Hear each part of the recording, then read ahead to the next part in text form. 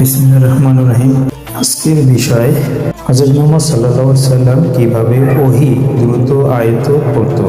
ইবনু আব্বাস রাদিয়াল্লাহু আনহু থেকে বর্ণিত, মহান আল্লাহর বাণী, ওহী দ্রুত আয়ত্ত করার জন্য আপনি ওহী নাজিল হওয়ার সময় আপনার জিহ্বা নড়াবেন না। এবং এর ব্যাখ্যায় ইবনে আব্বাস বলেন, আল্লাহর রাসূল সাল্লাল্লাহু আলাইহি সাল্লাম ওহী অবতরণের সময় তা আয়ত্ত করার বেশ কষ্ট করতেন এবং প্রায় তিনি তার উভয় ঠোঁট নড়াতেন।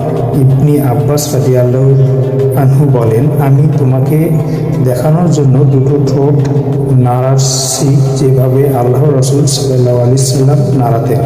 সাইদ রাদিয়াল্লাহু বলেন, আমি ইবনে আব্বাস রাদিয়াল্লাহুকে যেরূপ তার ঠোঁট দুটো নড়াতে দেখেছি, সেভাবেই আমার ঠোঁট দুটি নড়াচ্ছি।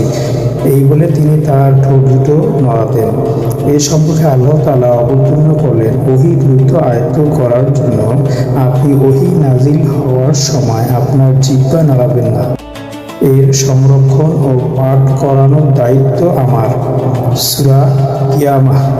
ইবনে আব্বাস রাদিয়াল্লাহু তাআলা বলেন, এর তোমার অন্তরে তা হেফাজত করা এবং তোমার দ্বারা তা পাঠ করানো।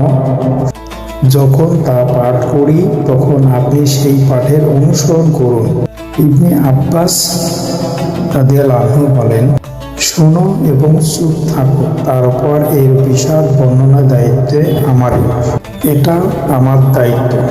তারপর যখন আল্লাহ রাসূল সাল্লাল্লাহু আলাইহি সাল্লাম এর নিকট জিবরাইল আলাইহিস সালাম আসতেন, তখন তিনি মনোযোগ দিয়ে কেবল শুনতেন। জিবরাইল আলাইহিস সালাম চলে যাওয়ার পর তিনি যেমন পাঠ করেছিলেন, আল্লাহ রাসূল সাল্লাল্লাহু আলাইহি সাল্লাম তদ্রূপ পাঠ করতেন। সকল ভিডিও পেতে আমার চ্যানেলটি সাবস্ক্রাইব করে পাশে থাকুন।